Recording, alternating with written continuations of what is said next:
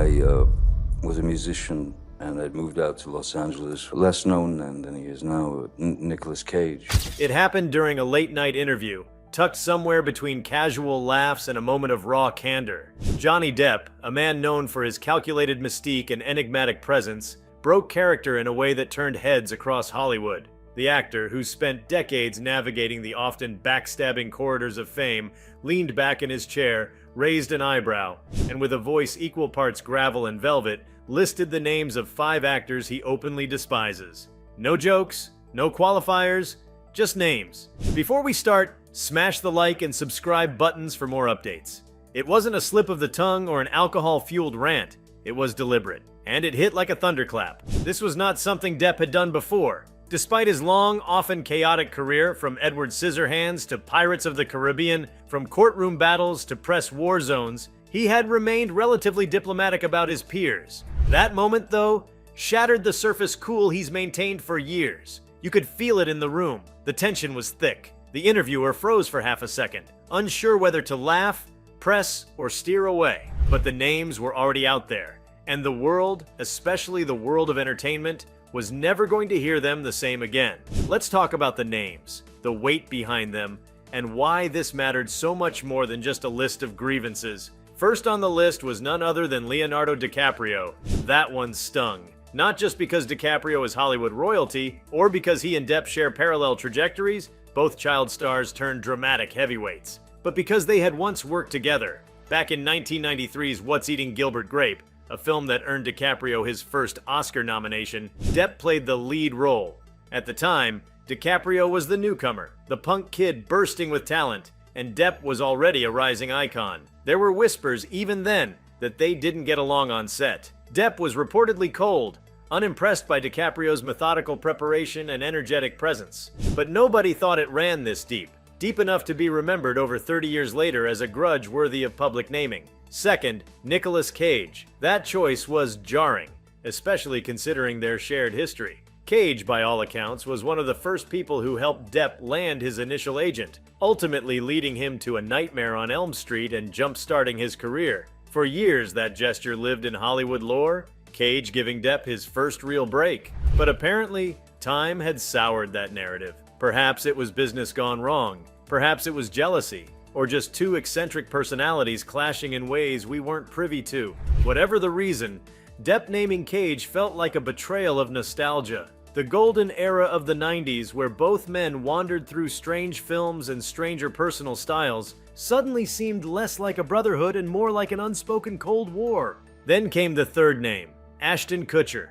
Of all the actors to draw Depp's ire, Kutcher might have seemed the most out of place. Kutcher isn't exactly an artistic rival. He's known more for sitcoms, tech investments, and punked than for any intense acting pedigree. But that may be exactly what bothered Depp.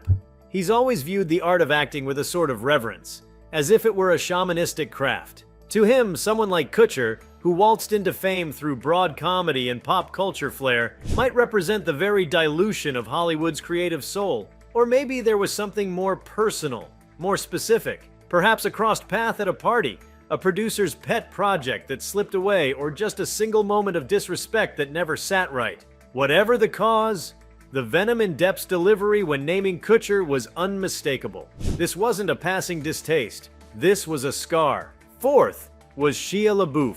That name carried a very different kind of tension. Both actors in their own right have walked the fine line between brilliance and breakdown. LaBeouf, with his erratic behavior, performance art experiments, and roles in both indie gems and blockbuster franchises, mirrors aspects of Depp's own career. Maybe that's what made it sting so deeply for Depp.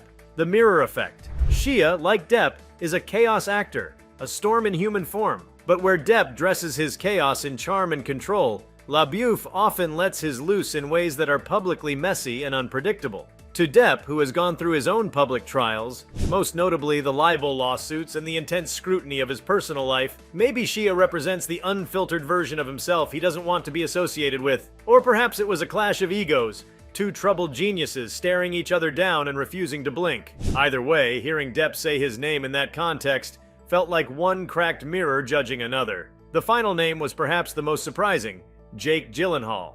The actor, known for his transformative performances in Nightcrawler, Donnie Darko, and Brokeback Mountain, doesn't typically appear in feud headlines. He's generally considered one of the more respected private figures in Hollywood. An actor's actor, someone committed to the craft, which should have, by all logic, earned Depp's admiration. But no, Depp dropped his name with a cold finality. The reasons weren't made explicit. He didn't go into details, didn't rant or ramble, just the name and a silence that followed, like a gavel hitting wood. The implications of this list were enormous, not just for the gossip columns, which feasted on the drama like vultures, but for the deeper cultural fabric of Hollywood. This wasn't just Depp lashing out. It was a major figure in the industry drawing very public lines in the sand.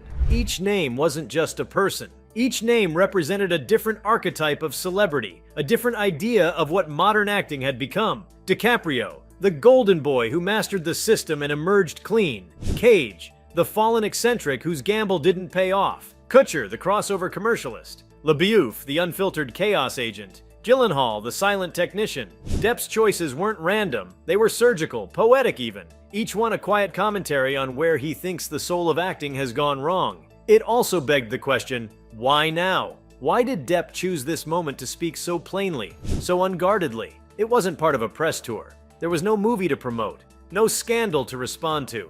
It felt almost like a purge, a reckoning, the kind of thing someone says not to provoke, but to cleanse. To say, this is what I really think, and I don't care anymore about the fallout. And yet, despite the seeming calm of his delivery, the aftermath, at least in the minds of fans and industry insiders, was anything but quiet. Conversations erupted online. Forums and podcasts exploded with theories. Had Depp just set fire to old bridges? Was this a veiled protest against a system that had in many ways turned on him during his darkest days? Or was it something simpler? A man unchained from his former need to please, just finally speaking his truth. One thing was undeniable. It peeled back the mask. For decades, Depp had hidden behind roles. He was the Mad Hatter, Jack Sparrow, Ichabod Crane, always someone else. Always shrouded in makeup, costume, and character. Even in interviews, he'd often keep things vague, sometimes evasive. But here, for the first time, was Johnny Depp as Johnny Depp. Tired, perhaps. Blunt. Unapologetic. It also forced a hard look at celebrity culture's addiction to niceties and fake friendships. Hollywood thrives on the illusion of camaraderie. Red carpet smiles, mutual praise, Instagram selfies that suggest deep friendships forged over cocktails and awards shows. But beneath that gloss, there's competition, ego, betrayal, and occasionally, hatred. Depp shattered that illusion. He didn't just admit dislike, he named names. He pulled back the curtain and dared others to do the same. And perhaps the most intriguing element was the response that never came. At least, not immediately. None of the 5 actors fired back in the moment. Maybe they were stunned. Maybe they were waiting to see if it would blow over. Or maybe, in their own way, they understood. In the unspoken code of Hollywood, a world built on fragile alliances and repressed grievances, sometimes silence is a louder answer than words. But still, the air changed. From that moment on, whenever Depp's name was brought up, you could sense the shift. Not just the controversies or the comeback arc, but the weight of those 5 names hanging like ghosts in the room. When you watched an interview with DiCaprio or Gyllenhaal, you wondered if they were thinking about it. When Kutcher posted another tech-forward tweet, someone always replied with a comment referencing Depp's words. The shadows lingered. It wasn't just a hit list. It was a map of resentment. A confession made not in anger, but in clarity. A rare, raw moment in a business built on smoke and mirrors. And maybe that's what makes it so compelling. For better or worse, Johnny Depp said what many wouldn't dare say.